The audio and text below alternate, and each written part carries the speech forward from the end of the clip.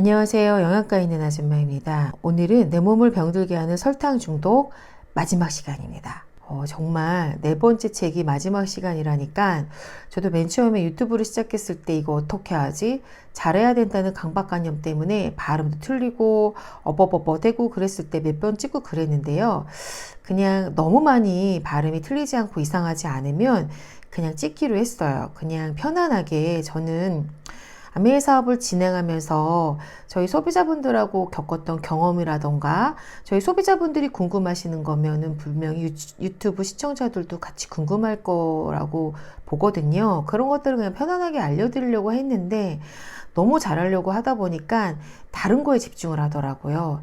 그래서 이제 자연스럽게 얘기하는 거에 집중하자 하면서 지금 여기까지 진행을 했고요. 지난번에 계속 하다가 발음이 좀 어버버버 된 건 있지만 많이 이해해 주시고요. 그래도 정확한 정보입니다. 정확한 정보를 전해드리기 위해서 더 많은 책을 읽고 더 열심히 공부하고 또 실생활에 적용할 수 있는 팁들도 많이 전해드릴게요. 자, 마지막 시간 시작하겠습니다. 내 몸을 병들게 하는 설탕 중독. 자, 설탕 중독에 인한 당 중독으로 인한 질병. 바로 세 번째. 오늘은요. 당뇨와 신진대사 장애에 대해서 읽어드릴게요. 당뇨는 설탕을 많이 섭취하는 사회 집단과 국가에서 흔히 발병한다. 인슐린을 분비하지 못하는 제1형 당뇨도, 인슐린이 제 기능을 하지 못하는 제2형 당뇨도 모두 혈액에 녹아있는 당을 세포로 전달하지 못해 결국 세포는 필요한 연료를 공급받지 못한다. 혈액에 너무 많은 당이 녹아있으면 심장 발작, 뇌졸중, 신경 통증 같은 심각한 문제를 일으킬 수 있다. 인체가 기능을 제대로 하면 당은 세포로 들어가 연료로 소모된다. 그러나 제1형 당뇨는 인슐린을 분비하는 세포가 파괴되었기 때문에 당을 조절하는 인슐린을 충분히 분비할 수 없다. 반면 설탕 중독과 관계가 있는 제2형 당뇨는 인체가 감당하지 못할 정도로 과도하게 당분을 섭취했을 때 생긴다. 설탕을 먹으면 몸무게가 늘어나는데 이것도 제2형 당뇨를 부르는 원인이다. 제2형 당뇨인 사람은 인슐린을 많이 분비하지만 인슐린이 제 기능을 하지 못한다. 이를 인슐린 저항성이라고 한다. 안타깝게도 인슐린이 많이 분비되면 체지방이 쌓이는데 이때도 인슐린 저항성은 악화된다. 제2형 당뇨는 신진대사 장애와 관계가 있다. 신진대사 장애가 있다는 것은 고혈압, 체중 증가, 혈중 콜레스테롤 증가, 당뇨 등을 동반하는 인슐린 저항성이 있다는 뜻이다. 따라서 제대로 치료하지 않으면 심장마비가 올 수도 있다. 당뇨 치료에서 음식과 영양소의 역할을 읽어드릴게요. 제2형 당뇨는 무엇을 먹는가가 중요하다. 설탕과 흰 밀가루를 많이 먹지 말아야 하고 당 지수가 낮으면서 섬유소가 풍부한 과일과 채소를 먹어야 한다. 미국 영양협회지에 실린 한 메타 분석 연구에 따르면 섬유소, 탄수화물, 단백질을 적절하게 섭취하면 혈당이 낮아지고 콜레스테롤을 비롯한 혈중 지방의 상태가 개선된다라고 나왔다고 합니다. 자, 그러면 영양소에 대해서 들어가 볼게요. 영양소에서 항산화제의 가치.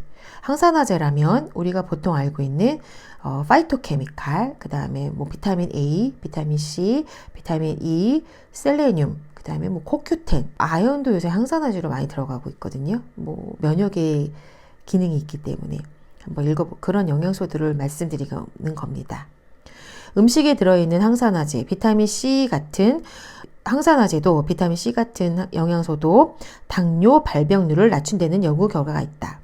실제적으로 분자교정학 책을 보면은요, 당뇨 있으신 분들의 그런 수치, 혈액 수치나 그런 걸 보면은요, 비타민 C의 농도가 굉장히 낮다고 해요. 그래서 과일과 채소를 많이 먹으면 당뇨 발병률이 22% 낮아진다는 연구 결과를 실었다고 합니다. 뇌과학회지에서 비타민C를 비롯한 여러 중요 영양소가 들어있는 종합 비타민을 먹으면 항산화 성분도 함께 섭취할 수 있다. 당뇨는 필요 이상의 설탕을 소변으로 배출하므로 소변으로 배출된 비타민을 무기질 같은 필수 영양소를 반드시 보충해야 한다. 그 중에서도 마그네슘이 가장 결핍되기 쉽다. 신경을 보호하는 영양소들. 아세틸 L-카르니틴. 이는 L-카르니틴은요, 혈액의 중성지방의 양을 낮춰주는 역할을 하고요, 심장의 기능을 강화하는 역할을 합니다. 그 다음에 알파리포산, 코엔자임 Q10의 섭취도 당뇨 치료에 도움이 된다. 그리고 L-카르니틴 같은 경우는요, 이거 잠깐 그냥 팁으로 말씀드리면요, 우리 체지방 분해하는데 중성지방의 양을 낮춰준다 그랬잖아요. 체지방 분해하는데도 굉장히 많이 도움이 돼요. 이 L-카르니틴이 비타민C와 합성됐을 때요, 같이 만났을 때. 그래서 비타민C도 다이어트에 도움이 된다는 얘기 많이 들으시잖아요. 이게 그 기전 때문에 나온 얘기입니다. 그래서 아세틸 L-카르니틴은 당뇨성 신경장애를 완화한다고 합니다. 혈중 콜레스테롤을 낮추는 약인 스타틴을 복용하면 코엔자임 Q10이 부족해질 수 있다고 해요. 그래서 코엔자임 Q10이 부족하면 심장 근육이 약해지고 당뇨성 심장장애가 악화될 수 있다. 따라서 혈중 콜레스테롤을 낮추는 약을 먹을 때는 코엔자임 Q10을 매일 200ml 먹어야 한다. 코엔자임 Q10은 신진대사 장애와 산화 스트레스, 염증을 줄이고 혈관을 건강하게 만들어 심장병을 예방한다. 실제적으로 우리 몸속에는 심장 안에 코엔자임 Q10이라는 효소가 들어있는데요.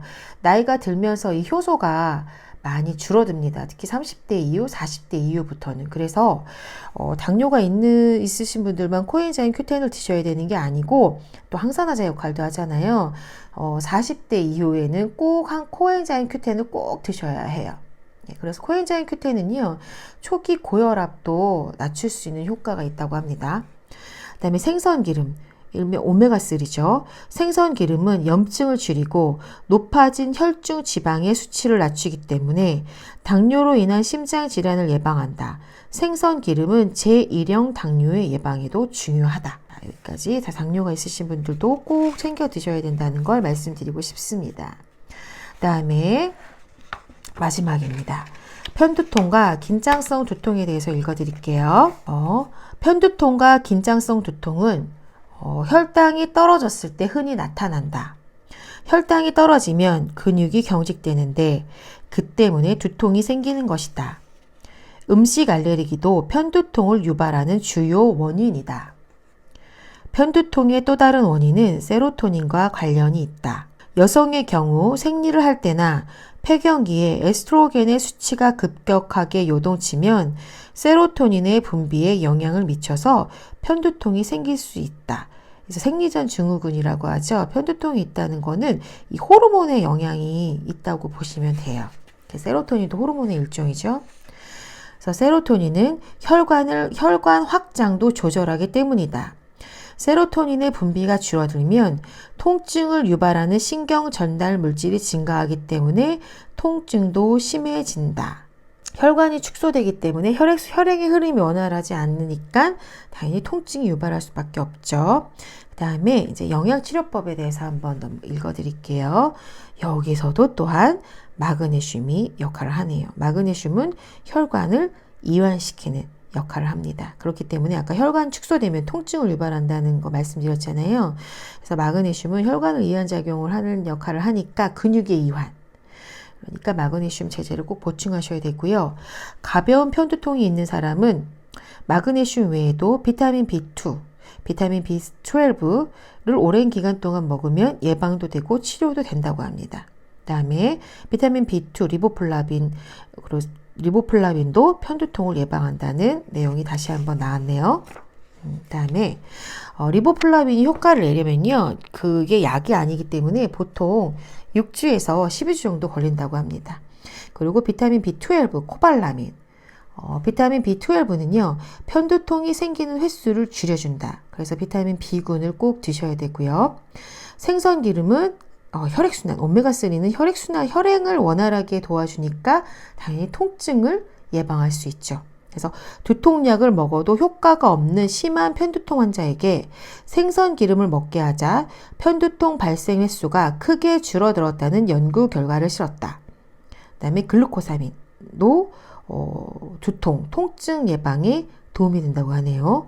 환자 10명에게 글루코사민을 4에서 6주간 처방하자 편두통 완화에 도움이 되었다는 연구 결과를 발표했다. 그리고 코엔자임 Q10, 심장, 혈관을 확장하는 역할을 하니까 당연히 통증이 줄어들겠죠. 그래서 제가 오늘은 설탕 중독 책 여기까지 읽어 마무리를 졌고요. 결국에는 이 당 중독, 탄수화물 중독으로 인한 것들 중에 필요한 영양소가요.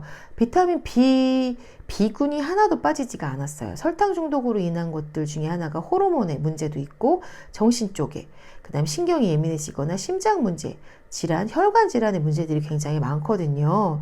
그렇기 때문에 비타민 B군은 꼭 챙겨 드셔야 되고요. 또 빠지지 않는 기억나시죠? 마그네슘. 근데 마그네슘은 칼슘과 같이 복용하시면 좋고요. 코엔자임 Q10도 빠지지가 않습니다. 그리고 통증, 염증을 유발하는 걸 줄여주는 오메가3의 EPA 성분, 그래서 생선기름이 나왔습니다. 생선기름을 먹을 수 없으니까 오메가3 제제를 꼭 챙겨 드셨으면 합니다. 설탕 중독은 오늘 여기까지 말씀드리고요. 그 다음에 전해드릴 정보는요. 이제 계속 이제 앞으로 코로나가 종식되더라도 다른 바이러스들은 계속 많이 생길 거예요. 근데 바이러스만의 문제가 아니라 이제는 면역이 중요한 시기거든요. 그래서 다음번에 제가 읽어드릴 책은요. 전문의가 처방하는 바이러스를 이기는 영양제에 대해서 읽어드리겠습니다. 감사합니다.